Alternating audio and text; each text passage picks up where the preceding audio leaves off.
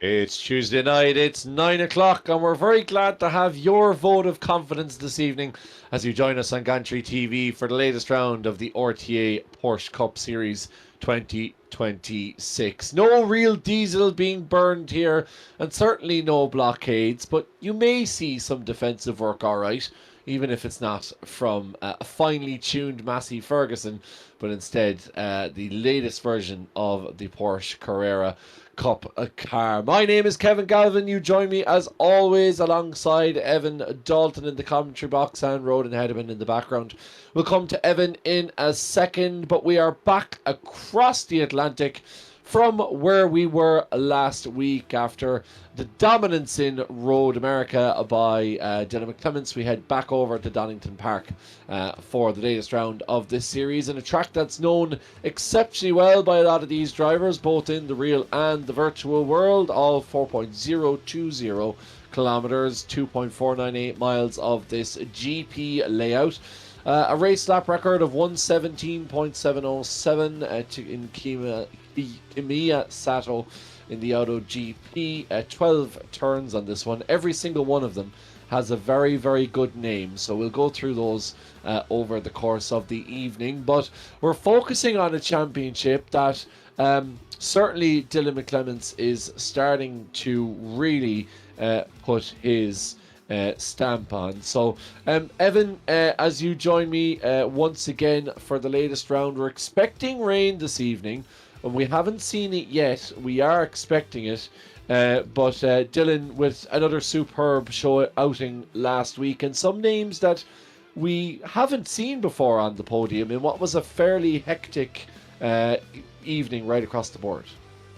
Yes, good evening, Kevin. Good evening, everyone watching at home. It was a weird week of RTA last week, although every week kind of has that feeling about it in this Porsche Cup. It was the first hat-trick of the season for Dylan McClements, and there was 2 podiums for Camto Chukwa as well, but everyone other than that in very peculiar places. Jack Wynne drove excellently, but we had the likes of Dean Power, Simran Thakur, Eric Killeen up towards the top, Michael Corrie even sneaking into the top 10. So there was a lot of unusual names who seem to be getting to grips with this Porsche car more than others, as there is going to be rain tonight.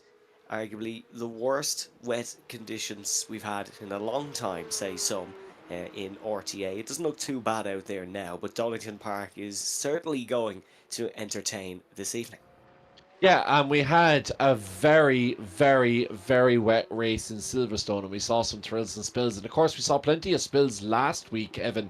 I suppose one of the talking points of last week was maybe the driving standards overall, particularly going into that tight left-hander where we saw a lot of fairly sketchy moves, which our championship leader Dylan McClements avoided. But you can see there, 5 of our top 10 have penalties, and I think some drivers, not looking at anybody in particular, Conor Melia, certainly are on the radar of the stewards, shall we say, going into this evening. Yeah, well, everyone was kind of on the radar of the stewards for the fallout of last week. Quite a lengthy stewards review, so much so that the incident review will follow a little bit of a different format this evening. Based on last week, it was utter carnage, as the French would say. We had the Camto incident, the Nicky incident, which was 2 of many that we focused on the stream. So yeah, wasn't the cleanest week of RTA action last week, but hopefully the stern talking to given from the stewards will make these drivers that little bit wiser, and we get a cleaner evening tonight. But you may be thinking, well, of course you're not. It's wet, but that sometimes usually has the opposite effect, and that there will be less incidents. So we'll have to wait and see how it plays. Yeah, oftentimes the wet weather is, I suppose it just makes everyone a little bit more cautious, which is no bad thing. And obviously, I know you can't give away too much, Evan, but in terms of being party to maybe some of the fallout from last week and the decision to change the instance or how incidents are dealt with, can you give us a kind of an insight as to how and why that decision was made and kind of what we have now? Well, as far as I know, the drivers have been told in their briefing, so I don't think there's any much of an issue saying this. But it's just they're following a new format and new things available on Discord purely to stop third-party arguments. So a lot of the incidents in RTA, let's say it's John and Jim who are fighting for an incident, there'll be Susan, Jeffrey, Tony, Michael all having their little inputs where it should just be John and Jim. So I think that it's trying a format that will put the actual drivers involved in the incident to the front and make it more simple rather than everyone who doesn't need to give their input having an input, including Yeah. myself. So they're symbolizing it. Yeah, because I mean, look, if you get called to the stewards room, it's not you and everybody else within a 100-yard vicinity gets called, and it's you and the driver involved and the stewards involved. So that's kind Well, of even in a real scenario, it's not even that complex. It will just be the driver who feels aggrieved, and then a steward's decision will be made at that. So even at the new adjusted one, the new adjusted rules, it's being more fair than say a real world example. But Peter and the RTA admins will always say that they like it to be sort of an open discussion, open to a certain extent discussion, to keep them honest, to ensure that decisions are fair. But the new implementations coming in place of the stewards review, I think is very decent. I don't think there's any downsides to it. It will just stop unnecessary arguments. yeah, and I suppose the thing is as you say, it focuses on transparency, but it also, I think, having it open is a good warning to other drivers not to get involved in that. Like sometimes even just hearing about what's happening in an incident can be enough to get you to learn the easy way as opposed to learning the hard way. So that I can see the benefits of that, but I can also see, given I suppose particularly the ongoing nature of some of the battles that we've had in this championship, that instance should be seen on their own merit, and therefore only the drivers involved in an instance should have an impact on it. But very interesting. Thank you very much for that, Evan. Appreciate that insight. But looking back now, the result of all that means that Dylan McClements, the man in our picture right at the moment, leads the championship. We're going to take an onboard with Dylan if we can in a second. He may actually finish out a lap for us for once, which would be fantastic. And we'll be able to have a look. So we come down the the Wheatcroft Straight, as it's known as, down into Redgate. This is right. You can get over on the pit exit there, but just be careful that you're not doing that during the race. You're cutting across the line there and hitting the outside curb. Then there's a bit of run on the outside as you head down towards the Craner curves, and this is really just commitment. Car becomes light, it lifts over the top, but you have to be able to commit as it plants down towards the old hairpin. You can take quite a bit of the inside of that. You can't take too much of the outside of it though, as you come back on the right hand side to cut across under Skarsky's Bridge and Schwanz curve down into McLean's. This is an over the hill once again, up a right hander, a lot of off camber and over the hill sort of corners. Once again here at Coppice, you have to commit to that line here at Coppice as you cut the inside. It's so easy to get it too late and then you end up washing out on the outside and ending up on the grass on the outside. So that's something that the drivers have to look out for. Now we come down Starsky Straight, plenty of humps and bumps as you go through the Fogarty S's, and these guys are really good around here. This is a really tricky corner, but in these tin tops you can eat a lot more of the curbs than you can in some of the Formula cars, which allows you to carry more speed down into the Melbourne hairpin. This is the GP layout, if you haven't guessed already, folks. Normally you would take the chicane earlier on straight onto the front straight, but we are taking the full layout, which takes in the Melbourne hairpin that you just saw on this Goddard's hairpin. Once again off camber, everything running from inside to outside, which makes it very difficult to get the traction that's required. But Dylan shows us how it's done, and he's top of our leaderboard at the moment with a 1:29.016 just said in that lap. So Dylan coming through big time for us there, and setting the fastest lap so far whilst being on the onboard camera. Yeah, the slickest conditions of the evening so far, the fastest times in practice at the very start of it when it was in conditions like this were 34s, so Dylan into the 29 flats. That's an excellent lap indeed. Still two drivers out on the wet tyres, but I imagine they'll be in for dries soon. Kevin Joyce jumping up to 4th, and then Dr. Dean Power in 5th position. Ran very well last week, did Dean, with LD going up to 6th. Both LD and Jack Wynn are two resident streamers. Not putting an awful lot of time in practice. Well, certainly in Tuesday night practice, maybe in Monday night practice. it was a different story. Great lap for Tony Griffin up the top. He's becoming a very decent qualifier, is Tony, and he's looking to challenge Dylan as only the second man in the 29s. But McClements is going quicker, purple sector 1 and 2.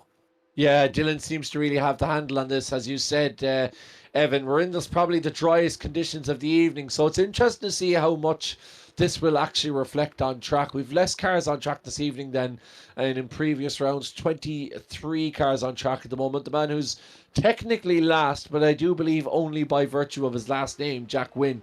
He's in 23rd at the moment, but he's not going to improve an awful amount with what he's just done there. A 129.016 puts him a good bit back along the running. I tried to see Mladen Srećković. I actually don't think Jack set a time there because I think he probably had an off track along the way as well. So we still have from Mladen Srećković, we've only 15 drivers thus far who have actually set it up as Brandon McGahan puts his name back amongst the list. And great to see Brandon back this week. It's been an exceptionally difficult time for him, of course, at the moment. So great to see him back on track.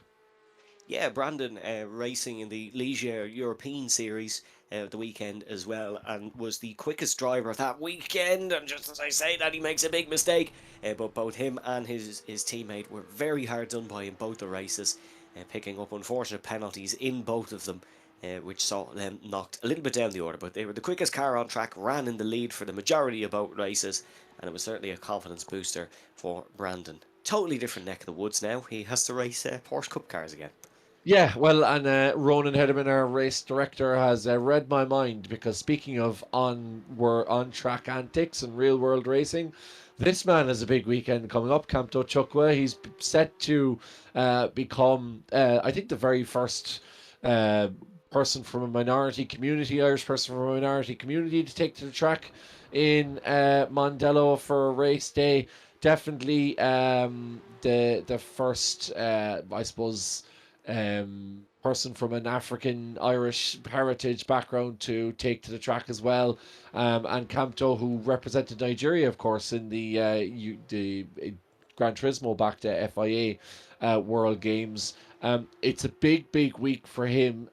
We've talked about him and the promise that he made to his dad and with the scholarship series. And I know, Evan, you were with him this week while he was getting his seat fitted. So I suspect he's a young man that's very much in the mode of racing this week and probably isn't overly concerned about tonight, but just another nice little shakedown for him and an opportunity to chat more to the lads ahead of the weekend.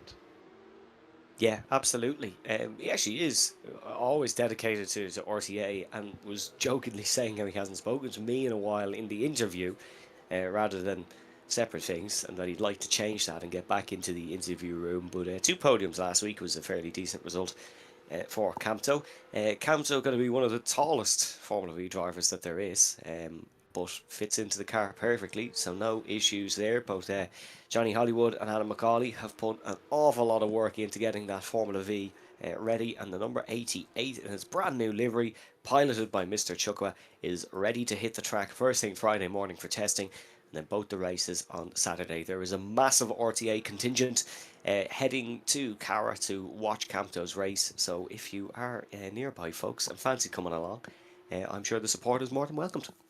Yeah, absolutely. It's going to be a huge one. So you can check out the Formula V Ireland Instagram, social media for that, as well as Bois Motorsport, of course, one of several partners with us in this series at the moment. Of course, Bois do a lot of coverage and did a big preview, I think, if I'm right in saying, Evan, of the weekend's action. So definitely head over to Bois Motorsport to have a look at some of that. And Trophy.ai as well, doing great work. And if you kind of want to get up to Kamto's pace, but you don't know where to begin, it gives you great tips and tricks about your own driving where you can improve. And of course, we have the sim consultants as well helping us out, as well as Mondello Park giving us their backing. So thanks to all of those for getting involved. But yeah, plenty on the agenda, I suspect, for Bois Motorsports with everything going on at the moment. Yeah, there'll be lots of coverage as always, folks, and a big thanks always, Kevin, for highlighting Motorsport.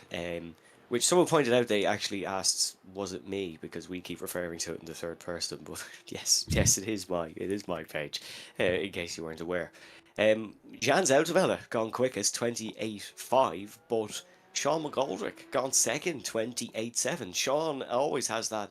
Um, I don't want to refer it as a Lance Stroll moment, but where one rare round of every season, the pace setter in qualifying certainly. Of course, Ayrton Senna at Donington Park is sometimes referred to as a Lance Stroll moment where in the wet just excelled. But Sean has just been beaten by Dylan, of course, as I'm having this random rant because that's what Dylan McClements does. But Sean in Rexy proving his worth once again, but is going to have to try find more time if he wants to beat Dylan McClements. This is Peter McCann, who was struggling a little bit in practice, but seems to be back up the pace in his Earn Tile sponsored number 17 machine. He's up to 7th position, just ahead of Kevin Joyce, his fellow track dare in 8th position. Rory O'Shea, second in the championship, jumps to 5th. Yeah, Rory was way down to 16th at one point, so that'll be a sigh of relief for the Wexford man in the number 81 high pre car. Yeah, I wouldn't often say that Ayrton Senna and Lance Stroll get put in Oh, a just sentence forget together that very last segment. That often, was a disaster. but yeah, I Yeah, wasn't no, really that sure was not about what I that. was trying to say. But Absolute it's disaster. not the strangest reference I've heard to Ayrton Senna today. As you may know, I do cover the court system around Ireland today, and Ayrton Senna was mentioned as part of a driver who was clocked doing 100 an average of 145 kilometers along a 100-kilometer stretch of a busy national road between Cork and Limerick, and I believe the judge made a reference to Ayrton Senna and then said, "Some people think they're Ayrton Senna. Well, he died." So that was Oh an no. interesting, yeah, not exactly. I don't know if the judge necessarily knows the circumstances in which the terrible, tragic death of Ayrton Senna occurred in Imola all those many years ago. But yeah, I'm not really sure if it was down to Ayrton Senna's driving more so than an issue within the car. But yeah, I wasn't going to point out No. the specifics of the 1994 F1 season 2 district court judge at the time, but That I can tell you, reminds me, yeah, yeah. that was That reminds me of the old story where a policeman stopped Ayrton Senna from speeding in England and he goes, "Who do you think you are, Nigel Mansell?" And Ayrton replies, "No, I'm quicker than him." I can't remember who said that story, but superb. Right, Dylan McClemens still on top. Rory O'Shea now in second, so Rory's definitely started to pick up some pace. And the old wet weather specialist, Jan Zoutevella, the Dutchman, in third at the moment, 128.5. But Evan, quite a bit of a gap even between the top five, between Dylan McClemens on a 128.3 and Tony Griffin on a 129.0. I wonder, will we kind of see that pack start to push away? Because Dylan absolutely dominant last week, and Rory very much in with a shout potentially of still winning this championship. So those two will be absolutely dying to get away from the. Sorry, that wasn't the right time to use the word dying there, but very keen to get away from the rest of the pack. yeah, I'm hoping that it's not for the sake of entertainment, and I don't think they will because we're going to have wetter conditions than this. But yeah, certainly a fantastic point to make, Kevin, is that this is a massive field spread for RTA standards, and that's a very rare sight. Seeing Dylan McClements near the Armco, although he actually went into the fence in Donington last season in the V's. Let's have a look at the replay then and see what happened. But yeah, quite a bit of field spread. Harvey Dara has actually just improved within that top five. So he's just gone to a 128.6, bumping Tony Griffin down to 7th position. This is Dylan McClements. Is that in towards McLean's? It is. And yeah, just too much speed, but probably wasn't going to get the lap finished anyways. Yeah, I mean that's the thing. You've got to try and push, especially with so little time to go. Now, looking at Harvey Dara, he's coming down into the old hairpin there. Am I right in saying? Yeah, I was going to say he wouldn't have enough time to finish, but here's a man who may do. It's going to be tight here for Jack Wynn. He's 13th at the moment. He'll be hoping to improve that. He not entirely green so far, but overall green, probably up overall to say that he's continuing the lap. Will he have enough time? I think he's going to run out of time here, Jack Wynn. He comes around Goddard, and yes, he does. Eviscerated off the surface of the planet, sent back to the pits unceremoniously, and he will start in 13th place. Yes, disappointing for Jack after such a strong week in Road America, but look, you can already see the rain in the background. Dylan McClement starts on pole position, and Rory O'Shea in second, Jan Zoutevella in third, then Harvey Dara, Sean McGoldrick, Capto Chukwa, Tony Griffin ahead of Brandon McGaughan, Dean Power, Peter McCann, Jordan Kelly, Kevin Joyce, Jack Wynne, Simon Hutchings ahead of Lawrence de Soswa, Lee Cogan, Adam Dowling, Eric Killeen, David Edwards, and Quiveen Brennan in 20th position ahead of Sean Cullen, Phil Upson, and no time for Mladen Shrekovic down the bottom of the order. This should be an entertaining one. All gone for the wet tyres so far. No one chancing it on the slicks. Dylan still very much undecided, as is Campto and Kevin Joyce. So interesting to see what the tyre choice will be. But I think you'd have to be a fool to not go for the wets.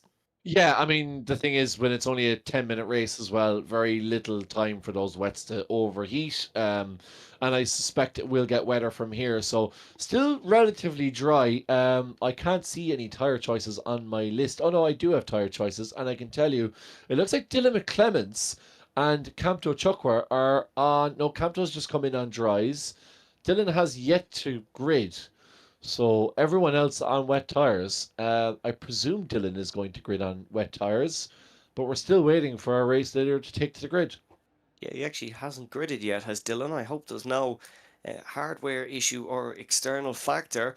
We're going to get lights coming on fairly soon, so unless he is literally waiting for the last minute to see what this is going to be, but he only has the guts of 5 seconds here to actually grid on the circuit. Otherwise, Rory O'Shea will have a clean run down towards the first corner. And there's Dylan, all gridded on the wet tyres. So panic for nothing for all the Dylan McClements fans out there. But red lights coming on now.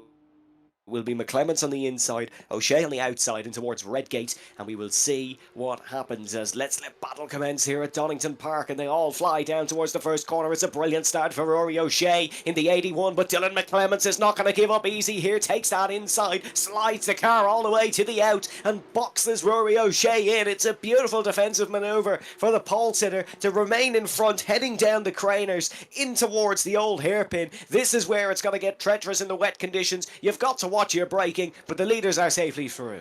Yeah, that's a defensive move that an East Cork tractor puller down near an oil refinery would be proud of this week, as Dylan slower to get off the blocks than your average M50 motorist, but manages to keep Rory O'Shea out of it. And to be fair to Rory, did a good job there as well of just not trying to force the issue and potentially getting himself in worse circumstances. Mladen Shrekovic hadn't posted a time, but he's up to 5th already in the Black Bull Racing number 69 car.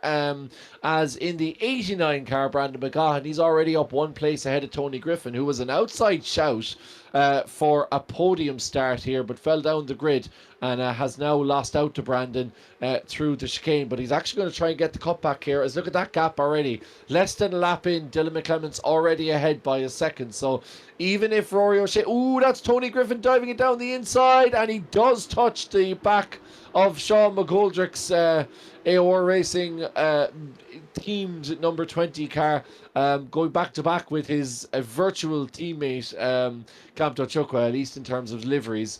But I think Tony did just about enough to get it stopped. But that was a Tony Griffin move straight out of the Hockenheim ring for the V Scholarship Series, as Lawrence de Soswa unfortunately gets caught up, and he's not put a huge amount of practice in, Lawrence, but he's going to have plenty of practice running by himself in the next couple of minutes.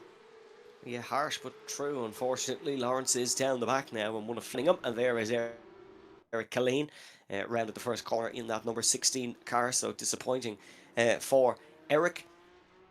But it is Dylan McClement still in your race lead, Rory O'Shea in second. All the action surrounding Tony Griffin here as Jordan Kelly is under pressure from Dean Power. This is in the fight for ninth, and Jordan not on the controller here this evening, and so surprised to see him so far down the order, but of an excellent driver in these wet conditions, so expect Jordan to be pressuring the drivers in front. Jan Zoutevella under an awful lot of pressure now from Harvey Dara heading in towards the foggy S's. And is Harvey Dara going to risk a move down the inside here? You'd have to be brave to do it. It is a higher speed chicane compared to some on some circuits, but Harvey Dara is going to look to swap him inside out here. And a little bit of a nudge off the number 6 and a bit of a step out of the rear, but Dara, the karting prodigy, holds onto it nicely. Down the inside goes Harvey Dara. Not in a million years is he going to get that one stopped in these conditions. And Jans Outavella sells him the dream. Yeah, Harvey doing his best Sol Campbell sliding tackle impression. If you've seen the clip, you know exactly what I'm on about. As he just sails straight through the apex. Oh, as Jack Wynn almost loses and goes into the back of Peter McCann. That would not have been a great one with the stewards' ire already raised after last week. Jack just about avoiding our league admin there heading into the final corner. But yeah, a good battle between Harvey and Jan and Tony Griffin and Brandon McGahan. Tony's actually defending now from Jordan Kelly. And as you said, Jordan will be a little bit disappointed with his performance so far in the wet, but has plenty of time to get it back. We're only into the third lap here, should I say, at Donington, as Tony goes wide and he's avoiding a car. That's Brandon McGahan. Brandon's lost it. I'm not sure whether that was through his own fault or through someone else's, but I think that threw off Tony Griffin. Tony had to take evasive action and he's lost out now to Jordan Kelly. Let's have a look at the Brandon McGahan incident. This is coming through the S's, going into the old chicane. He's following the number 20 car here. And oh, that's Brandon just losing it all by himself, just taking far too much speed into that. And whatever small chance you have of holding on to that in the dry, Evan, once the wet kicks in, you're all out of luck. Yeah, very disappointing for Brandon, who's won a GP4 race around here. Made his RTA debut at Donington Park as well, back in the LMP2s. There he is, going down the inside of David Edwards for 16th position, but 16th is not where Brandon is used to fighting. Tony Griffin has gone long, such as Harvey Dara did a lap ago, and Kevin Joyce is able to slip under him and get into 10th position. Jack Wynn just behind these as well, trying to play it cool. Dylan McClement's not being allowed to pull away at the front. He's been kept honest by Rory O'Shea halfway through this opening heat of the evening. Heat 1 of 3, of course, coming up tonight, folks. If you are unfamiliar with how things run in RTA Virtual Motorsport, this is Jack Wynn, though, who I have to say his pace looks stronger than 12th. Did a personal best on the last lap, 38 flat, but still well off the pace of the leaders. Rory O'Shea went fastest on the last lap with a 1:36.3, 0.3 of a second quicker than your race leader Dylan McClements. Yeah, Rory's starting to find some pace here. I don't know whether it'll be too little too late in this shorter version, but it'll certainly give him plenty of optimism heading into this second race, as Jans Outavella seems to have been gapped. And on the subject, I don't want to put the kibosh on him now, but just ahead of Jack Wynn is number 10, the number 10 car of Kevin Joyce, who has a bit of a gap there between himself as Tony, as Jack makes that move in the background. Nice little move down the inside of McLean's for Jack Wynn. And Tony's going to try and fight him back, but Jack's going to have the inside for next corner. And I know iRating, should I say, isn't much to go on. But Kevin Joyce, the only driver in the top 10 that has less than 2.6 KI rating. So Kevin has 1.8, almost 1.9, but he's still a good couple of hundred, if not 600 or 700 I rating off the rest of the group. And I know Kevin does a lot of official racing as well. So Kevin punching above his weight a little bit here in this opening race. Yeah, iRacing, not a bad system. The safety rating system is a joke, but I'm not going on that rant. That's a personal problem. But Kevin punching above his weight. But Kevin always kind of has in RTA. He's been one of the lowest iRacing racers, but always consistent in RTA. A consistent top 10 fighter. Looking at Harvey Dara, attacking Jans Outavella, and Harvey Dara gets out of shape in his Porsche, but is able to hold on to it and somehow still get a better, or no, definitely doesn't get a better exit than Jans Outavella. It looked like he was, but Jan has gone thundering up the road, and Harvey Dara seems to be like Bambi on ice here, heading in towards turn number 7 of McLean's. That number 6 is all over the road, but some drivers are comfortable with chaos, and Harvey Dara might just be one of them. Yeah, I think Harvey's quite comfortable in lots of different circumstances, but certainly in this series, chaos has followed him around, but he's certainly not the only driver that can be accused of that. Thanks to all of your comments in the chat as well. Thanks to Rob Parks for joining us. Thanks to Ken Doyle for joining us as well. Richie Wynn says, good evening, come on the Jackser. I can't imagine why you're following Richie, given your last name. And Phelan Pritchard Racing Gaming 6194 says they are learning. I presume that's in relation to the changing of the instance way they're dealt with. Brandon McGahan and Simon Hutchings in a battle that you don't see very often. Simon profiting from Brandon's early mistake, but I think Brandon's going to get him back now going into the Melbourne hairpin. But do keep in touch on the chat. We do love to see your chat messages come in. So you have subscribed, I know, to get involved in the chat. So why not use the benefit that you get of it? As Brandon looks like he's going to go wide in that one, and that might open the door for Simon to take him back. But I don't think so, looking at the timing tables, as Rory O'Shea now was caught up. And I said it might be too little too late, Evan, but I'm not sure if that's necessarily the case. No, Rory O'Shea's driven a very solid race here, and he is not too far off Dylan McClemens, 7/10 of a second, which in the wet is only one mistake realistically. Rory has been a tenth or two quicker than Dylan McClemens, pardon me, on the previous few laps, so it'll be interesting to see what he can do, although a little bit of a slide out of there. But Rory, with a lot of karting experience, will be used to sort of a car or a kart going everywhere and anywhere, and that seems to be the way these cars are being driven tonight. But look, it is Dylan McClemens, a triple RTA champion, who he is having to tussle with, and Dylan is one of the best weather racers in the field. If Rory can catch him a couple of tenths for the final hairpins, this one's on the final lap.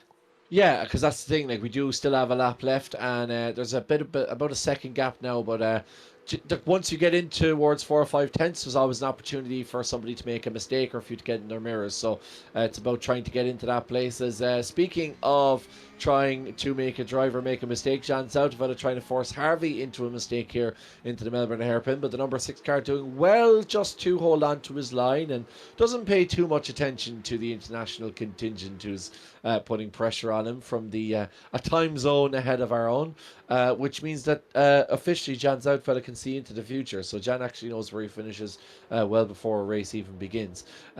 So yeah, it's Jan trying to put pressure on Harvey, and he's got slightly alongside him, but not enough to make a move down into the crater curves. You'd want to be pretty ballsy to move in that in these conditions. Rory O'Shea, the gap between himself and Dylan is falling back now. I wonder, did Rory make a mistake, because that gap is starting to tumble down between the 81 car and the 88 car, and I think that's enough that will allow Dylan to get over the line. This is the closest battle really that we have in the front of the pack between these two. You have to go back down towards Dean Power, Jordan Kelly and Peter McCann to find a closer battle as these two come up over the top of McLean's, and unfortunately Jan has gotten that one wrong, and I think that's going to open the door for Harvey to pull away. That is Mladen Shrekovic, who has gone round. An unfortunate first feature on the stream for Mladen, but Dylan McClemens up the front has just put the hammer down. As soon as the pressure was applied, he has put in a couple of very decent laps. Was 0.2 of a second quicker than Rory on the last lap, but a lot quicker here. But Rory, I imagine, will be happy with second place given his positioning in the championship. That will boost him up a little bit, but through the final corner, it is going to be Dylan McClemens, who has gone 4 of 4 now on the spin and will be looking to maybe take a second hat-trick in 2 consecutive evenings. An excellent first heat win for Dylan McClemens, with the battle raging on elsewhere. This is Jordan Kelly and Dean Power, and Dean Power is not going to be bullied around the outside by one crownless Jordan Kelly, and he will beat him on the run to the line. Great result for Dean Power, continuing on his strong form from Road America. Yeah, super stuff from Dean Power. We had a great week last week, and as you said, just carries on that nice form. And speaking of form, Evan, you might be better placed than I to know when the last driver that took a double hat-trick in RTA was, because I suspect it's been quite some time, as Lawrence de Sosba and Eric Killeen, the two early spinners in this race, at least have a battle with each other going over the line. They fight for P19 and P20 as Sean Cullen crosses the line. Sean, the 1.5k rated driver in 12th. Yeah, great stuff from Dean Power. I was trying to see if we had any information on Dean, but I actually don't think we do. I was hoping to find some sort of information where he's from, Dean, but if anybody knows, feel free to get in touch, as Adam Dowling crosses the line all the way down in 22nd place, the last of the actual runners to cross the line. And unfortunately for Adam, he's very quick in the Clio, but seems to be struggling in this Porsche Cup car. So those are the results. We'll come back to your messages as some more of Jack Wynn's followers join us in the chat. Dylan McClemens takes the win ahead of Rory O'Shea in second. Harvey Dara back on the podium in third, and of Jan Zouteveld. Then it was Campto Chukwa, Sean McGoldrick, Dean Power, Jordan Kelly, Peter McCann, Kevin Joyce, Jack Wynne, Tony Griffin, Lee Cogan, Brandon McGaughan, Simon Hutchings, ahead of David Edwards, Mladen Shrejkovic, Phil Upson, Eric Killeen, and Lawrence de Soswa, only able to recover to 20th position after that early moment. Sean Cullen, Adam Dowling, and Queeveen Brennan to round out the order, with the latter three well off the pace. Yeah, not much time before we get to the second one. Dylan's still slow on gridding, but certainly not slow on track, so we shall see what happens in this one. But Dylan's now on track as we go ready for the second race this evening.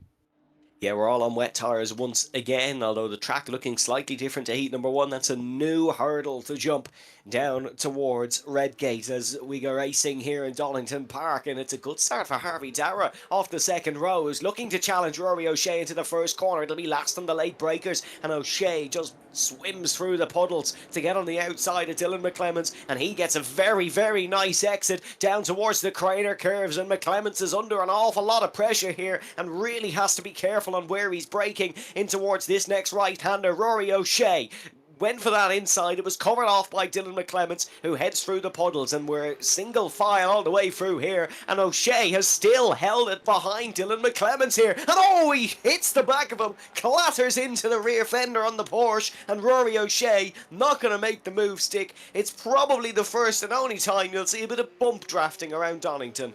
Yeah, Rory O'Shea's already won one swimming race to be here in the first place, so there's no reason why he couldn't be quick in the rain again, as he's all over the back of Dylan McClemens, and a bit of a touch there between Kevin Joyce and Jack Wynne, which allows Brandon McGaughan to come down the inside. I know Brandon will feel like his pace is higher than what he represents at the moment, but clean so far, relatively. A couple of guys up a few places. This man, Brandon McGaughan, is up 3 places, as is Azam Dowling, but Mladen Shrejkovic, he was featured on stream for the wrong reasons in the last race. He's already up 4 places in 13th. Yeah, mistake for McCann, and now Kevin Joyce is going to try down the inside. He's got to be careful here because he has Dean Power, and he's gone for 2 for 1. He's gone for a nice little special pie, but it did not pull off, and Dean Power will look to defend. He had to be all elbows out in the first heat, did Dean Power, so well used to defending, and in towards the final corner will remain in front of Kevin Joyce. Biggest gainer on that lap, it was Brandon McGaughan, but he seems to be falling off our leaderboard a little bit, but may well jump back up. Yep, he has. He's up 3 places, so Mladen Shrejkovic up 4, your biggest gainer. Seems like for the majority of the field we have remained on the same bit of asphalt, apart from Sean Cullen, who has bowed out of this one early. Yeah, Sean had an off track, but didn't seem to have a meatball, so I'm not sure exactly why he's pitted, and he's not on the wrong tyres, so not entirely sure. As Campto opens up the door, and that's going to allow Jordan to try and overtake him going up the hill. That's a great move from the Buncrana man, overtaking Dunboyne's Campto Chukwa, which is, I found out yesterday, that Campto's originally from the county of Meath, so they've already won a Football League title this year, so they've sporting prowess in Meath. I don't know how I was going to make that link work, but Lee Cogan going down the inside of Tony Griffin, who's falling off a little bit. Tony's down 3 places at the moment, but unfortunate for him. But Tony struggling a little bit in the rain. I think he's just struggling to try and find his brake markers. But here's one man who isn't struggling. He's 7/10 ahead of Rory O'Shea, although Rory, we saw earlier on, definitely had the pace to claw back Dylan, so the number 88 car is going to be have to be totally on his game in order to win a second race in a row, as Dean, I think, opens up the door a little bit there for Kevin Joyce. Not the cleanest move from Kevin, and could have very easily taken out Dean if Dean was a little bit more headstrong, but the number 19 car doing well just to give Kevin a bit more racing room, and still stays out in front, so good driving there from Dean Power. Yeah, Kevin killed his own momentum a little bit, taking a tight line in through the final hairpin. That's going to allow Brandon McGaughan to attack. But we were only speaking about Mr. Senna earlier. Everyone's favourite phrase, if you no longer go for a gap, etc., etc., being well and truly lived there by Kevin Joyce. Here's Harvey Dara, who we're looking at, in the pink, black and white. He's under pressure from Jan Zouteveld. These two have been fighting throughout the evening. Harvey started in 3rd, Jan in 4th. They'll both look to press on and maybe attack Rory O'Shea for 2nd, and who knows, maybe our race leader for first. Dylan McClemens not able to pull a gap in this similar situation to this that he had in heat number 1. So maybe that's Rory just getting more used to these conditions, or maybe Dylan feeling the pressure a little bit, but I would very much doubt it's the latter. Yeah, I mean, this is the first time we've seen in a while where Dylan's actually being really properly challenged. So Simon Hutchins has had an issue there. That allows a few guys to go through, including Mladen Srekovic, who, by the way, ladies and gentlemen, is up 4 places, up to 13th at the moment. But yeah, I think some of our drivers took the words of Ayrton Senna a little bit too literally last week in Road America. But glad to see that a little bit more common sense seems to be prevailing so far this week. Some good overtakes, but nothing too sketchy. Yeah, as Dylan once again stops on the apex, which gets another bump from Rory O'Shea, and I don't think this is quite Rory's attempted bump drafting here. I think Dylan's just stopping it. I think Rory's getting a better exit, but Dylan's just putting it in a place where Rory can't really use that, and I feel like the 81 car is getting a little bit more frustrated as the laps go on, because he'll be very conscious of the fact that he has a big red number 6 of Harvey Dara right in his rearview mirror as well. Yeah, Dylan not doing anything wrong. He's just being very smart.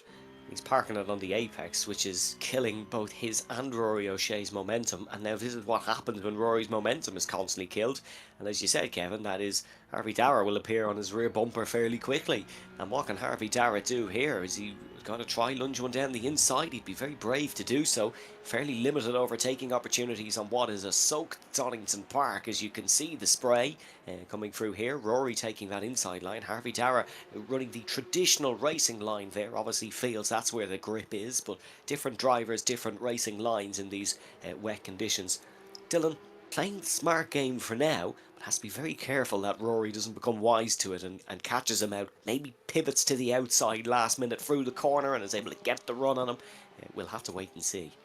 Yeah, it's going to be a very interesting cat and dog fight now, because there's still 10 minutes to go in this race, and the track isn't exceptionally dry either. So it probably, I mean, I can't tell. We might get a weather forecast up on the screen, but it's hard to tell if it's actually still raining or not. So it's hard to tell whether the track is getting wetter. I mean, what do we see there? It's cloudy. We 72% moisture, but I don't see any real rain falling from the sky. So, that's Dean Power with a move down the inside, and that's not the best move from Dean, I think, on Sean McGoldrick, and that's going to open the door for Peter McCann to come through as well. He had a front seat view of that. Thanks to Roland for getting that up. But I feel like the sun is coming outside. We can see it brightening up, and I wonder will a dry line start to emerge, and that will make overtaking more difficult, because you'll be coming off that dry line to get the overtaking done. So I wonder will there be a bit more urgency now from the likes of Rory and even Harvey Dara behind, in order to try and get the move done before that dry line emerges, and before you just kill all of your own momentum in order to in order to get the overtake done. Oh, that's very close between Jan and Jordan. That was an absolute beauty from Peter McCann around the outside on Sean McGoldrick through turn 1, just for the record. But Jan Tautvela and Jordan Kelly getting very, very close indeed. And Jordan, these are the conditions where he's great in. He's our very own Jensen Button. The mixed conditions is Jordan Kelly's forte, and Jan Tautvela looked for it in towards the chicane but bowed out of it, had to brake early there, and that allows Jordan Kelly to almost spin the number 35 round. And I would not be surprised for a second if there's an overtake attempt into the hairpin, and Jan Tautvela is defending the inside, but Kelly brakes a lot later. No lock of the fronts, both A-OK. Well, there's no lock of the fronts because they've ABS, but that's a separate issue. Jordan Kelly looking for the outside now, heading through the hairpin, and can the number 7 pull it off through here? It takes a driver of some talent to go around the outside there. Jordan has that talent, but wasn't able to pull it off this time round. Backed off for the exit. Good defending from the Dutchman. Yeah, great defending from Jan, but now we start to see those gaps opening up. 1.2 seconds between Rory and Harvey, and indeed a second between Jan and Harvey. So Harvey's in a little bit of a pocket there by himself. That may help him, that may hinder him. I don't think draft really comes into this track as much, and it may just give Harvey a little bit of an opportunity to run his own race and not be overly worried about what happens in front and behind him. Rory seems to be falling off a little bit with Dylan McClements, but still, as you said, keeping him very honest here. 0.6 of a second between the two of those as we head into the 9th minute on the 6th lap of this second race of the RTA Porsche Cup Series 2026, sponsored of course by Trophy.ie. RTA, and indeed Ball Motorsports and Mondello Park. Thanks to them as always for their support. But very much anyone's game. I mean, unusual to see such an open race. I suppose the man we're on board with now, big gap between himself and Kamto Chukwe, but like, if he can get past Jan Zautovela, I wouldn't be surprised to see Jordan end up in a podium place by the time this race is done. Brandon almost looked like he was going big contact! Oh, that's big contact between Jan Zautovela and Jordan Kelly. Jordan backs off there, probably knows that one may have been on him, might have been caught out a little bit. What I was saying was Brandon almost looked like he was spinning for the chicane, and he's just pulled off an overtake on Kamto Chukwe. Excellent move from Brandon McCaughton here, who is driving superb in this second heat. Dylan McClements leads with 5 minutes to go. He's just put in the fastest lap of the race. We're only 2 seconds off practice dry conditions. The rain has gone away. Yeah, well, for the moment at least, anyway. We'll see what happens in the final race, whether it picks up again or not. But certainly you can have a look at those clear skies from the onboard of Brandon McGahan, who, if it wasn't for slightly overcooking the old hairpin in that opening race, could be chasing down 2 podium places this evening, because he certainly has the pace. As this man, Peter McCann, has a ring-size seat for all of the action that happened in front of him. Dean Power with a very aggressive move, I think it's fair to say, on Sean McGoldrick earlier on. But it'll be interesting to see whether the stewards have to say something about that.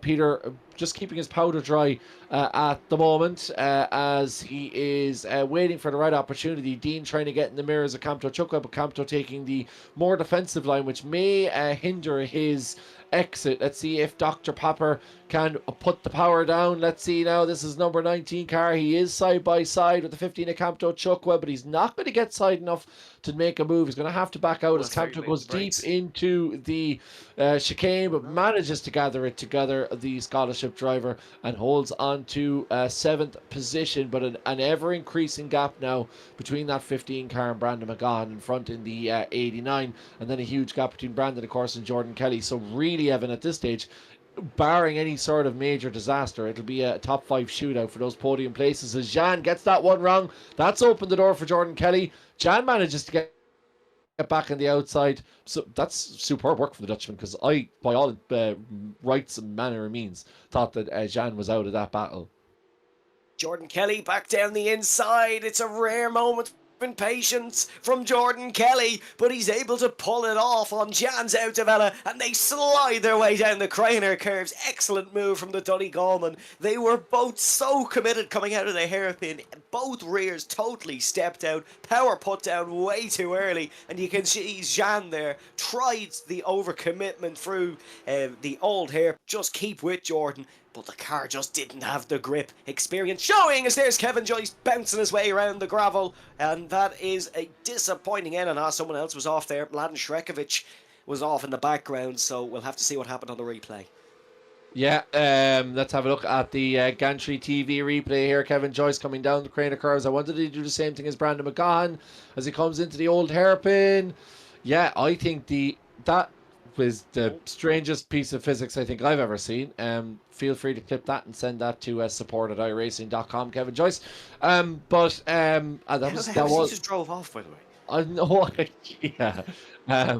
It was a rally. That was a croc roll straight out of dirt rally there. Just roll it and keep going from Kevin Joyce. But yeah, I think he just lost the back end. I think he just struck a bit of a puddle, and then the back end went, and that was it. Front didn't even lose any point. I mean, just a normal day in the life of Kevin Joyce. Kamto Chukwe, he's That's back there. He's yeah, that's reasonably dinged. Kamto Chukwe battling off Dean Power, and then a bit of a train behind him. But Kamto still holding on to 7th place with a firm grip as we head into the final minute. And I don't think, Evan, that this will be the final lap necessarily, because Dylan is a bit up the road. This is Dylan McClements now. Yeah, I think we'll towards McLean. I think we're probably just about have one more. And I don't think Dylan McClements will be overly happy about that, because Rory Shea is clawing down the gap, and he's very much in the slipstream here, so he's going to be gaining constantly as we head down the Starsky Straight. Yeah, I think Dylan might have made a mistake because he was quicker on the last lap than Rory. Seemed to be extending the gap, but Rory's certainly there thereabouts now. But the only problem is Rory hasn't. He's been with Dylan the whole evening, but has he ever really looked like he was actually going to get past? Maybe on the first lap of this heat, but other than that, there's been no other overtake attempt. But I'm very much open to being proved wrong. And Dylan McClements is going to have one more lap to defend here. 14 and a half minutes into a 15-minute heat. We will cross the start-finish line and have one more lap to complete. And as you said, Kevin, Dylan ain't going to like that one. Yeah, doesn't make his life any easier, but it's certainly very clear from that picture, if it doesn't make it any clearer from our timing tower, that the podium places, barring a big accident between any Oh, of wow. these guys, is already ready to go. They Jordan both, Kelly, sorry to jump in, Kevin, they both did the identical same last lap, 136.813. down to the 100,000th of a second. Is that there? Am I right in saying that? Okay, well, my timing screen says Rory did an 813, but whatever the graphic has says he did an 812. But Okay, well, tomato, tomato. depends on what you're rounding up or rounding down is, but yeah, I mean, essentially, for all intents and purposes, identical laps there between the two, and it's interesting how they gain and lose in different places. Rory always seems to get very close towards this section of the track, and then Dylan pulls it away a little bit as we go down the straight. So this is last chance saloon now, as Sean McGoldrick has had an issue. He's fallen down a few places again as Simon Hutchings goes ahead of Sean. So Sean must have had an issue, which has allowed Simon and a few others through, as Adam Dowling and Lawrence DeSauza continue Oh, the their battle. commitment. Super commitment there. Rory is going for the outside, but I think Dylan is going to cover the inside here into the Melbourne hairpin, and I don't think that Rory's going to get enough of a run unless he can get totally side by side. Got slightly side by side, but it's not gonna be enough. I think Dylan switches to the outside last minute. Rory isn't close enough to make the move, and I think that is all she wrote for Dylan McClements, who makes it 5 from 5, and it's a long time since we've said that in RTA. Dylan McClements wins the second heat of this evening's proceedings, with Campto Chukwa having held out Dean Power for so long. Is he going to get pipped at the line? Campto just gets past Dean Power, and then Peter McCann falling in behind. Then we have Jack Wynn in 10th, Lee Cogan in 11th, Tony Griffin in 12th, and Simon Hutchings, Sean McGoldrick, Mladen Strekovic, and all of the rest following on behind. Mladen up 2 places. He was up 5 places at one point, but Jordan Kelly, the biggest winner in that middle race, he's up 4 places, and it'll be Dean Power who starts on reverse grid pole. Yeah, good result there for Dean. He'll be able to jump up the order. That was fairly risky for Dylan into the Melbourne hairpin, because if he was a second too early or a second too late in the breaks there, Rory could have definitely had a go at him, but just perfectly precise as always for Dylan McClements. As Sean Cullen and Kevin Joyce drive it home, it will be a Dylan, Rory, and Harvey interview, hopefully, if we get to hear from the top 3. But interesting races, rather calm, so I'm quite looking forward to the reverse grid. Yeah, I mean, Dean Power is going to be a superb candidate to go for that reverse grid, because I think Dean definitely has some serious pace, and he's not afraid to get his elbows out as well. And then Campto Chukwa and Brandon McGahan. Brandon will feel like he's left a few points behind him this evening, so he will be keen to get ahead as we get our classified provisional results for the second heat of round 6 of the RTA Porsche Cup Series. Dylan McClements, your race winner. Rory O'Shea second. Harvey Dara, Jordan Kelly. Shouts out to Vela, Brandon McGahan, Campto Chukwa, Dean Power, Peter McCann, and Jack Wynn.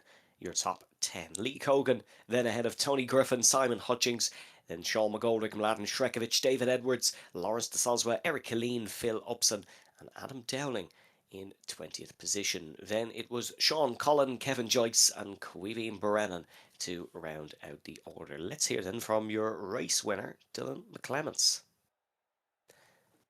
Dylan, congratulations. 2 from 2, 5 from 5. You seem to be enjoying it out there. Yeah, Donington's always been one of my good tracks, and especially in the rain, the rain suits me a bit better. So hopefully we can get a third win over and done with and try to go back to back. Even though you've won the two races, it certainly hasn't been easy. Rory's been on your tail. Talk us through sort of your mindset to just stay calm during those heats. Well, I think during wet races it's quite hard being at the front because the boys behind you can just follow your lines and all. So I just try to be consistent, and defend when we're close. It's quite hard to get an overtake done, especially if you're defending well. So I don't know. I have to say this last race because it'll be a bit hard for me, but I just kept my head down and didn't look in the mirrors as much.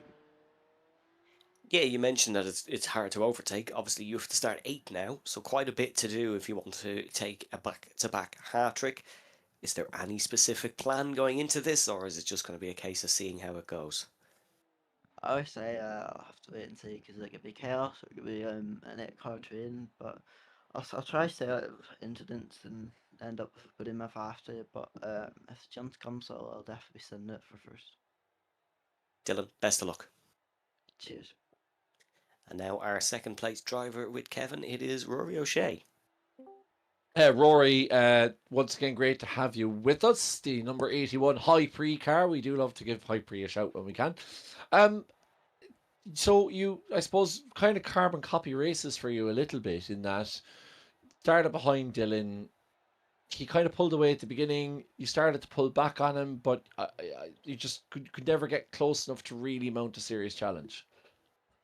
Nah, it's very, very difficult to get a move around here done, especially in the wet. The only real opportunities I had were down towards the second last hairpin, and he had that one fairly well covered off. So there's nothing I could really do unless he made a mistake, which Dylan very rarely does. Well, he certainly didn't this evening, and he hasn't in the last five races. He's gone 5 from 5. What's your tactic for this final race? You're starting in seventh, but there are opportunities there for you if you can stay out of trouble. Yeah, for sure. Looks like the track could be a little dry as well, so there's probably going to be people on different tires. So I think if I can try and get a jump on Dylan at the start, I had a bit more pace than him in the wet anyway, but I think the track conditions are going to be a little bit different now, so I think it's anyone's game, really. All right, Rory, we'll get back to it. We can hear you driving away there in the background, the gear shifts. Congratulations on your second place. Hope we'll be speaking to you again before the end of the evening. Yeah, thank you. All right, just goes to show you that men can't multitask. Rory O'Shea and Harvey Dara joins us with Evan Dalton. Yeah, Harvey, congratulations. It is another RTA podium. A great fight between yourself and Jan Zoutevella. Talk us through it from your cockpit. Yeah, it's definitely very tricky out there. There is just no grip whatsoever compared to Silverstone. Um, so I like went for a dive bomb at one point, and I just turned out, braked, and I was like, "Wow, okay, there's just no grip." I just went straight on. So yeah, it's still very fun to drive though. It's really really good. Decent pace out there, and of course, you get to start in front of Dylan and Rory. Is there any heat free win ambitions potentially in the Vidara camp? Oh well, we'll see how it goes. Just take every lap as it comes. You know what I mean? So yeah, we'll hope for the best. Like, Well, Harvey, we're going to let you go and get ready for heat number 3 then. Thank you for joining us. thank you very much. Thank you. So good to hear from our top 3 there, Dylan McLevens, Rory O'Shea and Harvey Dara. All fairly relaxed and composed. Yeah, I mean, I think a lot of them are enjoying the setup and a few wet races that guys have already done well in, and I think it's a nice challenge for them as well. And getting to grips very much now with these Porsche Cup cars. They've had their hands on them for the last 6 or 7 weeks, so they're well able to get around it. And I just get a sense that everyone across the grid just feels a little bit more calm about driving these Porsche Cup cars. But as you can see, the rain has rolled in, and Dean Power will have to battle not only Campto, Brandon, Jan, Jordan, Harvey, Rory, and Dylan, but also the elements as we head into this final heat. Yeah, what Rory didn't tell us was he was testing slicks while he was doing the interview, and he's opted for the wets. So the main race of the evening still very much soaking. Dean Power on pole position, Finished on the podium last season or last week in heat number 3 at Road America. Can he repeat? It's the man who won the scholarship, Camto Chukwa, alongside him in second. Brandon McGaughan, who's won a GP4 race around here, is in third, and it is his mini arch nemesis from the V's last season, Jan Zoutevella, in fourth. Then it's Jordan Kelly, Harvey Dara, Rory O'Shea, Dylan McClements, Peter McCann, and Jack Wynne to round out your top 10. Lee Cogan in 11th ahead of Tony Griffin in your top 12. The red lights are ready and waiting in the dullest Donington Park that we have seen this evening. And Dean Power on the pole. We've 2 jump starts from Phillips and an Adam Dowling, but let's let battle commence here down towards the first corner. Dylan McClements immediately wants that inside line and wants to try and follow O'Shea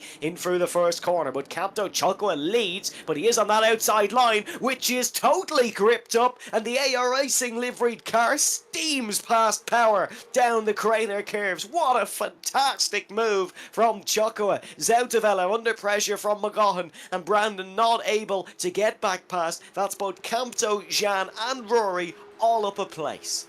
Yeah, Dean Power might be sponsored by Dr. Pepper, but it's Camto Chukwa with the extra spice going around the outside there and getting it done. Great work from him. Phil Upson, I think, has gotten a red flag, so unfortunately Phil, I think, has been disqualified unless the stewards have changed that. But yeah, we just see Clusterfunk 13 says, defend Camto, and I think that's what's all in Camto's mind now, is just to make his 15 car as wide as possible. We've definitely seen pacemaking across the motorways of Ireland this week, so Camto might be taking a leaf out of some hauliers' books and seeing if he can hold up as many cars as he can for the next 20 minutes. Jordan Kelly in 5th place, but as you said, Rory up 1 place already, and that's put a bit of a gap of Harvey Dara between himself and Dylan McClements, as Rory, speaking of, goes for a very big send down the inside there. Gets in past Jordan Kelly, and he'll have Brandon McGaughan on his sights. I wonder, will Jordan go for that move back? He is indeed the Buncrana man. He's not going to take this one line down, and he comes back through ahead of the High Pre 81 through Goddard's as we come across what was a very, very entertaining opening lap, and very clean as well for the moment, Evan. Yeah, Harvey Dara, the worst of our top 8 starters. He's just been taken by Dylan McClements. Dylan only up one space there. He'll probably be waiting for the field to space out a little bit more so he can have some proper attacks rather than joining in the midfield melee. Great move down the inside by O'Shea, but just didn't work out to the extent that he wanted it to. They're heading into the all hairpin now. It's a little bit wide for Camto Chukwa, but he's able to hold it together on the exit, and Dean Power hasn't crumbled after losing that race lead. Is going for the inside here, which will become the outside for Dean Power. It's brave, and he has actually broke later. I thought he was going to back off. Still went for it. Now under pressure from Zoutevella. The top 3 all fighting their way up through Coppice of turn number 8, and Camto Chukwa still just about leading, but once they reach the Foggy S's, this could be a whole different story. Jan Zoutevella into the spray in the slipstream of Dean Power in front, down towards the hairpin. You've got to brake as late as Carl Fogarty himself did to get it done through here, but Jan Zoutevella has pulled off a cracker and now is going for the race lead.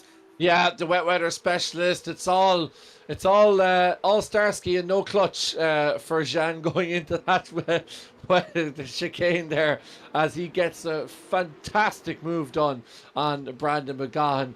Sorry, not even on Brandon McGaughan, on Dean Power indeed. And Dean has dropped all the way down to 6 now through that, and Camto going slightly wide, which may open the door for his last year's scholarship rival. Jan just missed out in a scholarship place. Obviously, Camto got one, so maybe Jan has a little bit of revenge in his mind. Maybe, just maybe. Lost out narrowly to Jan Zoutevella. He might just be looking to right his wrongs. Dylan McClements under pressure, or getting past, I should say, Dean Power, and now under pressure. Camto under pressure from Jan Zoutevella, but Camto is composed as ever up the front. He's not a driver that gets animated too often. As we've seen someone run wide in the background, but there is battles left, right and centre here. A very entertaining opening 4 minutes of heat number 3 of the Porsche Cup round 6. Jan Zoutevella. Is it going to be another move into the Foggy S's? Camto goes defensive. Jan has to pivot, and he will be looking for this exit once again, that like he got on Dean Power. It could well be another move into the chicane here as we ride on board with the Dutchman, looking for it on the outside. If the first one was good, this one would have to be excellent to go around the outside, but he's not thinking of that. He's going to let Camto overcommit through the chicane here and go for a lunge in towards the hairpin. If you've seen it once, you've seen it a million times. That's a perfect overtake setup, but Camto is very wary of it and now defends in towards the Melbourne loop, and Brandon McGaughan involved in this one as well, and Jan Zoutevella is pushed wide, and that puts Brandon on the inside, but they'll remain as they were. Yeah, the best laid plans and all of that for Jan Zoutevella. Tried to set up Camto and then found a very nosy 89 cars. Oh, that's Camto. I'm not sure whether that was Camto or Jan getting it wrong. It looked like Camto lost it going into that corner and then closed the door big time in Jan Zoutevella. We might be able to get it on board with Jan to have a look at what happened there in a second, but he goes into the race lead anyway, does a 35 car, but he's going to open the door slightly again for Brandon, who has a little bit of a nibble on the 35, but not enough to put him off. And I was going to say that Jan did a good job of just not going for the move through the foggy S's that time, but let's have a look at the onboard of Jan Zoutevella here. See who was at fault. Sim Racing Stewards live here on Gantry TV. None of that YouTube nonsense as Jan goes for a move down the inside, and that is all on Jan. It's all on Jan. Jan completely missing. He was never making the apex of that corner. And my apologies to Camto Chukwu. I just saw it last minute and it looked like Camto had over rotated the car, but that is 100% on our race leader. And yeah, I'm sure these stewards will have a look at that.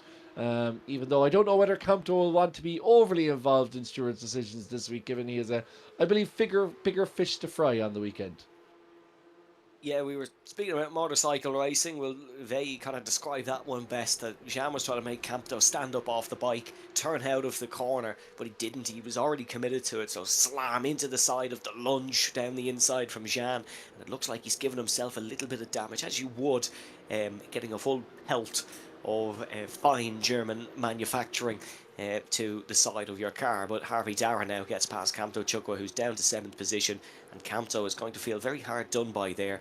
Jean was just so over-eager to try get the race lead, because he knows that there is a bombardment coming from behind in the form of McClements and O'Shea and maybe even Jordan Kelly. But yeah, just got it a little bit wrong that time. Yeah, and our chat as ever coming straight in with a Driver of the Day nomination for Jan Zoutevella, so thanks very much for that one, lads. I'm not sure that Camto Chukwu would necessarily agree with that, but Jack Wynn is in 11th place. He started in 10th, he's down 1.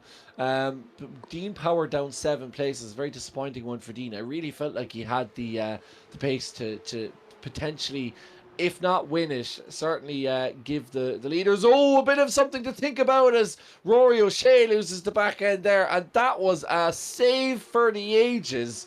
Gordon Banks-esque from Rory O'Shea, who manages to catch the rear of his Porsche Cup car heading in at almost a 45-degree angle of where he wanted the nose to point, and Rory keeping it together and managing to stay up with Brandon McGaughan, and Brandon not giving much racing room there, did the 89 car, and Rory forced to pull out of that one.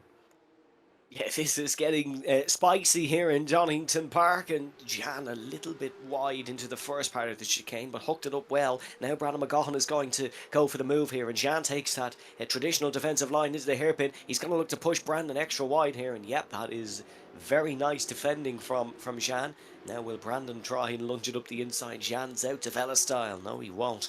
These two have made their contact in the past in wet conditions in the United Kingdom. It was at Silverstone, final corner of heat number 3, or final chicane I should say, on the last lap of heat number 3 back in the V's. They'll be looking to avoid any contact here, but it is Jan Zoutevella who leads after 8.5 minutes, ahead of Brandon McGaughan, Rory O'Shea, Jordan Kelly, and this man who we ride on board with, Dylan McClements, who's looking to go 6 from 6 for the first time in a long time in RTA and take a double hat-trick, but a long way to go to get that. Yeah, I mean, 11 minutes to be exact, if you're talking about time, or 11 and a bit with a bit of change, but so much more than that, as Rory O'Shea in second place has managed to get himself up to third as well. So super stuff from Rory O'Shea, and also Dylan McClements. They're sandwiching Jordan Kelly now, who looks like he might be, if for want of the the pun, a sitting duck here in the rain in Donington Park. The number, it is weather for ducks this evening after all. As, Rory's going to try and go over and under, wombling free. Can the Wombles of Wimbledon get into second place? No, they can't. For Rory, Brandon blocks him off, but all of these cars now starting to come together accordingly, and that can only mean one thing.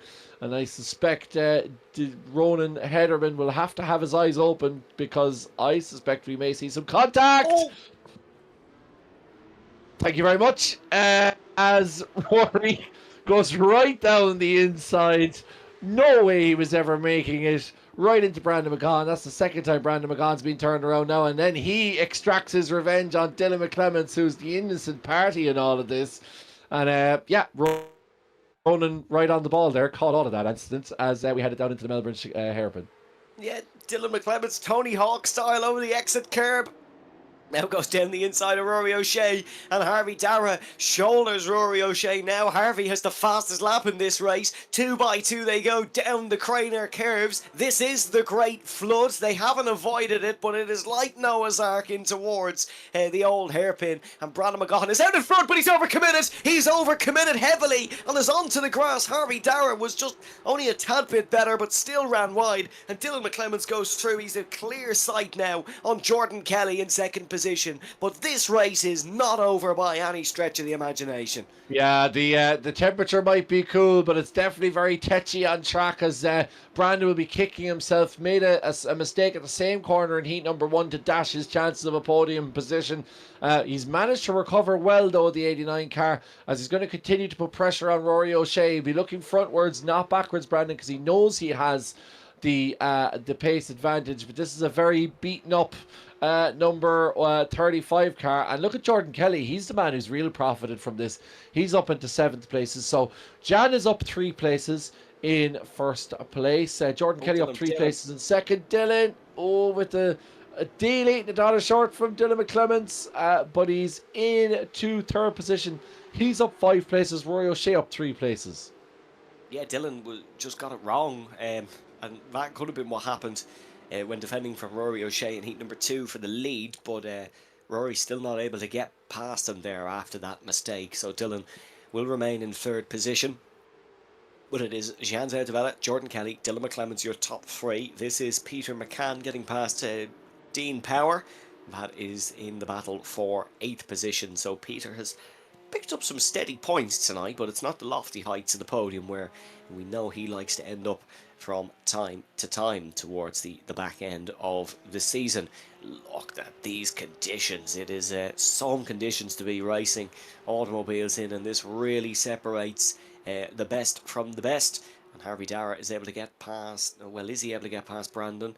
Once Brandon respawns, he could be anywhere, and it's scary moments for Harvey Dara, but Brandon seems to have vanished off the face of the earth here.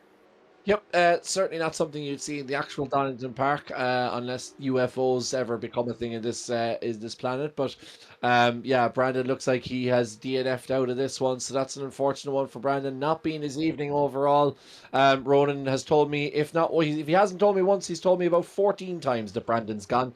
So thanks, Ronan. I have got the message. He is gone, Evan. Brandon is gone. He's gone. Brandon's gone. So is Jan. Jan's gone. Yeah, so is Jan. Yeah, not enough though, as Jordan is going, but not gone enough to get into 1st position. Yeah, going once, going twice here in Donington Park. Jordan Kelly is on the tail of Jan Zautavella now, heading down towards the 1st corner. Is he able to get the move done? It would be so Jordan Kelly-esque to end up with a Heat 3 win after being relatively off it in Heat number 1 and 2. But Jan seems to have recovered okay from that mistake, but it's not the first mistake Jan's made while leading this evening, and he is a very vulnerable looking race car in front now. Can Jordan make the move into the old hairpin? No. He would be silly to go for that one, and Jordan, a very composed racer. Jean slightly poor off the exit. Is the move on now, heading up towards the right-hander of McLean's and in towards Coppice. No, Jean just going to go defensive. Jordan using all of that curb, and Jean covers him off. Yeah, Jan covering him off, but as you said, looks very, very vulnerable there. And I wonder, is there a little bit of aero damage on that number 35 car after that earlier instance? And of course, still in line for a stewards penalty as well. So, Jordan, I suppose disappointed in terms of his qualifying result, no doubt, and probably left a bit of time out on the table as well, and then couldn't quite get back to the front over the first 2 races, but now looking to right those wrongs. And if Jordan's not on a controller and he's not vying for a race lead, there's probably something wrong. So good to see him back in the race lead mode. Is Jordan back at home in his native Donegal for this evening? And it's a long way from Donegal to I was going to say to the Dutch, but yeah, I don't know where I was going with that, Evan. But anyway, Jan still leads Jordan Yeah, that's Kelly. like something I'd say. Yeah. No, not exactly, not exquisite. One of those things that sounded like it was going to be better in your head, but then when it came out of your mouth, it didn't quite sound as good as you thought it was going to sound. But that wouldn't be a first for me. Right, driver of the day, Clusterfunk named Jan before he speared the side of Dean Power's car. And he's going, or was it Dean? No, it was Campto's car, did I say? And he said he's going to stick with Jan. El Tato 81 also says Jan, and Brandon McGahan says Jan. So, Brandon, thanks for joining us. Looks nice to know that Brandon's back with us. He has been beamed back down by the UFOs, and don't know whether he was probed up there, but he joins us in the chat anyway, Brandon. So good to have you with us. Yeah, Jean's been sold the dream. Jordan goes down the inside. It's not really often you see that through Coppice, and he now has to hold on to the slide, and that allows Dylan McClemens through. Jordan going for broke with 4 minutes to go here, and that now puts Dylan McClemens up to second position. After everything that's happened, Jean's Autovella still remains in the lead here, and Dylan now has to defend from Jordan as we cut to Lawrence trundling around for some reason. There we are back with our race leader, and Jan's Autovella still in front. Yeah, that cut to Lawrence was like the sight of a wounded gazelle while everything else is happening up here. Dylan, his mother has named him for driver of the day. No bias there, of course, whatsoever in the McClemens household. But to be fair to Dylan, he could be winning driver of the day for the last 3 evenings in a row, the number 88 car. He's been in imperious form, and he said, well, we'll try and get the last one done and dusted, and we'll try and get that triple win. And he's certainly going about it the right way here, is Dylan McClemens, because he's going to put serious pressure on Jan's Autovella. Obviously benefited from that Jordan Kelly overly zealous overtake attempt, and you can see now he's all over the back of Autovella. And Dylan, it's going to be hard to overtake here, but if you back anybody to overtake here, it's Dylan McClemens, because as Clusterfunk says, he is rapid with a capital R. Look, like he's actually bump drafting him through the corners. This is the ultimate test of what Dylan McClemens is made of. His back is firmly up against the wall here. He wants to go for 3 wins, and Jan's Autovella has slid out of the corners, but he has the inside for the Foggy S's, and Dylan's really got to get brave if he wants to go for this one. We know he doesn't back out of moves often. He's gone for the smart approach, but there's contact between the two, and Jordan Kelly's going to sneak through. Jan's Autovella holds on to it. The car wanted to go. It just about didn't. Rory O'Shea's all on the grass. It's all kicking off with 2 minutes to go here. In towards the Melbourne hairpin. Dylan's broke very late. Just about snuck up the inside. I think Jordan would have been very well aware of that one and just gave them both enough room to survive more than anything. But after all that, Jan's Autovella is still in the lead of this race. Yeah, Dylan was Dylan there by Jordan, because Dylan tried to move down. I mean, I think he was pulling out of it, but then I think he was just caught out by how quickly Jan slowed down and then couldn't get down to him as we get to a white flag here. It's our last lap, but what a superb race this has been as Rory's trying around the outside at Redgate, and he's not going to get it done, but he's got to stick the foot in it. The right foot is firmly planted down here for Rory O'Shea as he goes down through the Craner curves and down towards the old hairpin, and he's got that that move done, Rory O'Shea. He's up into 4th position as the battle for first continues, and Jan is trying to defend off Jordan Kelly, who tries to switch back. Jordan is all over the back of him, and what a superb move from Jordan. He absolutely, oh no, Dylan tries down the inside of Jan, and that was never going to happen. I think Dylan ran out of patience there with the Dutchman. Sends him packing off in the distance. But it's, I suppose, what do we call it? Sublime to the ridiculous. What a brilliant move from Jordan Kelly. Unfortunately, Dylan, on the week of his birthday, gets a little bit overzealous and sends Jean packing. And that will invite Rory O'Shea, his stablemate, all the way through the evening. And it's rather fitting that the two of them are likely to finish line and stern for this final race. And what a race it's been. Yep, there's going to be no last lap thriller in towards the hairpin, but what a move by the Killer Kelly. I've never seen that move pulled off. Dare I say, one of the races of the season in the Porsche Cup, maybe the race of the season, as they're all going to try get through the hairpin on this last lap, and Jordan Kelly accelerates out from it to take the win and end the run of Dylan McClements. But you cannot credit that one as a Dylan McClements not winning it. All the plaudits have to go to Jordan Kelly on that last lap. Fair play to Jan Zoutevella. Drove his absolute heart out with no reward.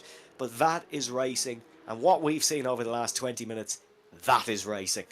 Yeah, that was absolutely phenomenal from all of these guys. And it's very unfortunate that Jan had to lose out there, because I suppose, a bit of a late move on Campto, but other than that, he's been really superb this evening and deserved a lot more out of this race than what he got at 8th position. But what a move from Jordan Kelly. Just absolutely outstanding. As you said, Killer Kelly, and he strikes with venom there in the most unlikely of places. Well, did Jordan Kelly. And a superb race from him. Some great recovery drives as well. Kevin Joyce was up 10 places in the end, up to 12th. So a super recovery drive from the first corner motorsport man. Eric Bicky, he's up 5 places to 13th. And of course, Dylan McClements, as we said, up 6 places. Another brilliant race from the emerging talent here at RTA. And Dylan once again proving to us why he is the next level, but Jordan proving to us why he has been the RTA stalwart for so many years. Jordan Kelly takes the win ahead of Dylan McClements in 2nd, Rory O'Shea in 3rd, ahead of Harvey Dara in 4th, Camto Chukwa in 5th, ahead of Dean Power, Peter McCann, Jan Zoutevella, Lee Cogan and Tony Griffin in 10th place. Then Jack Wynne in 11th, ahead of Kevin Joyce in 12th, Eric Killeen in 13th, David Edwards 14th, Simon Hutchings in 15th, ahead of Mladen Shrekovic in 16th place. Then it was Sean McGoldrick, Phil Upson, Adam Dowling and Lawrence de Soswa in 20th position. And then below that we have Sean Cullen, Queeveen Brennan and Brandon McGohan. But let's hear from your race winner, Jordan Kelly, who is going to be joining us now. Jordan, a big congratulations. It is another win in the Porsche Cups. I have to ask you about that race-winning overtake, though. What made you think of going for that? To be fair, who did I get? I got Campto and Dillon on a similar kind of maneuver where whenever you run wide there, you get into the water or into the puddle, and then you have the overspeed kind of on them. But I knew I was just trying to get him offline to make him run wide onto it, so it just worked out. It worked out well. It wasn't the most simplest of races. How did you keep the head there and just manage to avoid the chaos? At one stage, I was just going to sit behind everybody and just watch them battle, but then Campto and Dillon had it kind of slowed up, and then I got past them too, and then I was like, sure, I may as well go for it. So no, after race 1, I didn't think I had the pace to even be up the front. So no, very happy with the last race now. Yeah, it's not often we hear someone finish an exhilarating race like that and then proceed to yawn, but I suppose it goes to show too. It's just about To your to say. composure and lack of heart rate increase at all times in a race car. But you've been one of the pace setters in this Porsche Cup, as we always come to expect with you in Tin Tops. 2 rounds left. What can you do? I don't know. I think I missed too many rounds to even have a chance at it. I think Dylan's miles ahead, so well, we'll try and get as high up we can. But the matter is just getting as many wins as I can. I think that's just the target. Jordan, firstly, thank you for joining us. Secondly, thank you for that entertaining race, and I'm sure we'll be talking to you again soon. Will do it. Thank you. So good to hear from Jordan Kelly, and now second place for Kevin, Dylan McClements. Dylan, you said in the last race you were after last race you were hoping to go out and get a back to back. You didn't do it, but you got pretty damn close, and I think as close as you possibly could have gotten. Tell us particularly about those last couple of laps, because from our point of view, they look like really, really exhilarating stuff.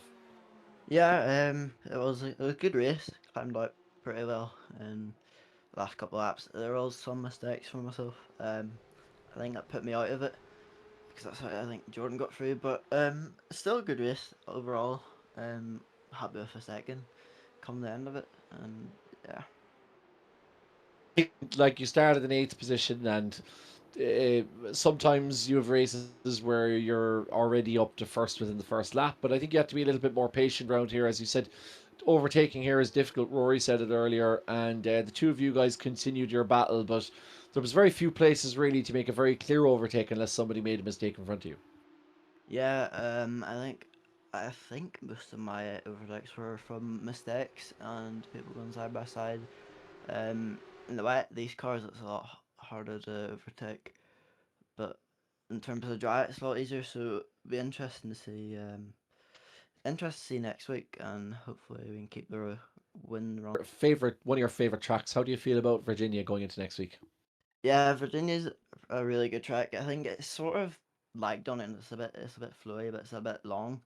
Especially that back straight, you're gonna have to get a tow in qualifying. But it'll be good racing because I'm sure there'll be a good few of us up at the front battling on it. And Sean wasn't here this week, but has he told you to be there next week to give you a tow? I'm not sure. It'll probably be me towing him with no practice.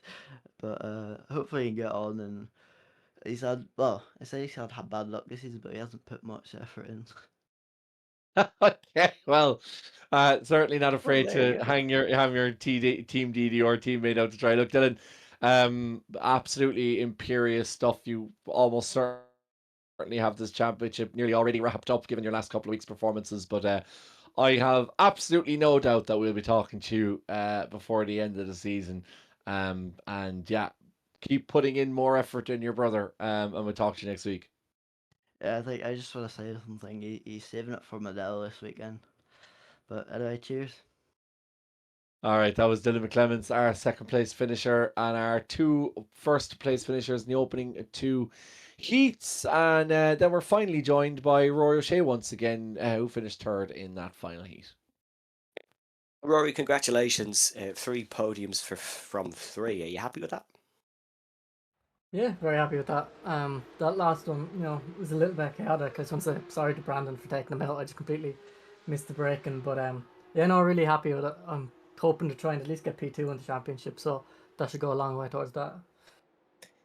Yeah, races like that certainly look mentally challenging. I imagine they are, because when you've so many cars around you, you have to be pinpoint accurate at every given time. What goes through a driver's head when it's 20 minutes of chaos almost? I find you just have to really concentrate on what everyone else is doing around you much more because, in the dry, everything is much more predictable, whereas in the wet, everyone is taking different lines, everyone's braking at completely random points. So you really have to be much, much more aware of what's going on around you because, so easy to get caught up in an incident or just make a little mistake that could end your race. Yeah, you mentioned second in the championship, Virginia International Raceway and Laguna Seca to come to stateside venues. Are you comfortable or looking forward to them? Yeah, VIR probably is my favourite track on iRacing. I usually go quite well there, so I'd actually hope it stays dry there.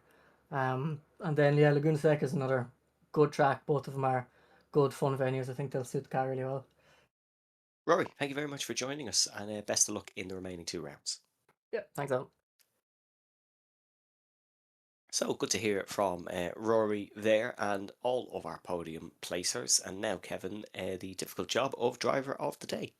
Yeah, we're starting to wrap things up this evening for the sixth round. Only 2 rounds to go. But before we get to our final bit of, what was I going to say, bookkeeping? Is that the word I'm looking for? We must announce our driver of the day. And quite a few votes in the chat for this man, and very disappointing for him in the end. Not the number 7 of Jordan Kelly, not the number 6 of Harvey Dara, but it's the number 35 of Jan Zoutvela, who is our Country TV driver of the day. Jan, who had a superb evening overall, really, Evan, and okay, one slightly ill-timed move against Camto, but some superb back and forth, and very, very unfortunate to be taken out in the final stages of that final race. Yeah, very, very difficult to defend like that for 20 minutes. Even if the move on Campto was mistimed, we all have a blip here and there. Was an excellent drive this evening from Jan. He's very good in wet conditions, as we know. Ireland and the Netherlands, both countries, would be used to a decent chunk of rain. But yeah, hard done by in the end. So congratulations to Jan, driver of the day, well earned, and I'm sure he will be back next week.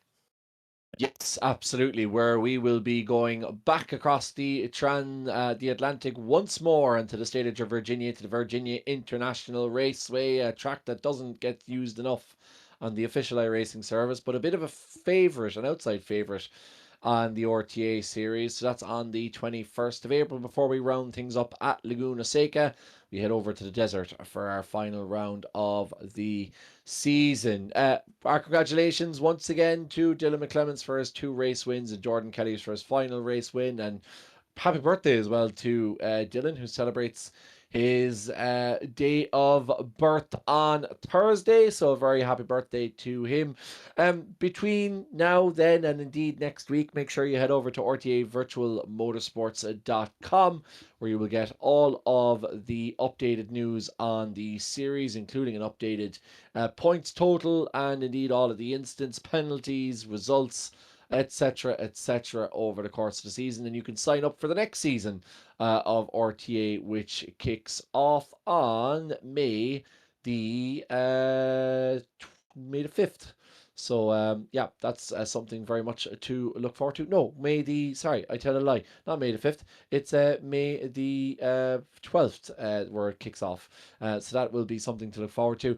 Remember as well to check out WA Motorsports. A very, very exciting weekend in the world of basically in the world of sim racing in Ireland, really, and particularly when it comes to the Formula Vs and RTA, as we see Camto Chukwa become the, as we said, the first driver from a minority to drive in an Irish racing series, and representing RTA, of course, and the series in the number 88 car of Johnny Hollywood.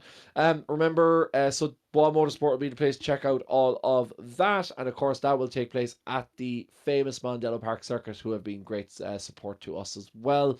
And if you're in the market for some new sim gear heading into the summer, there are plenty of leagues and plenty of new stuff going on. NEC has just kicked off, then you can head to Sim Consultants for that. But until then, and until next week, from myself, Evan Dalton, and Rodan Hedeman, enjoy the week, have a good weekend, head along to Mondello to support Campto, but we'll see you next Tuesday. Slán go fóill.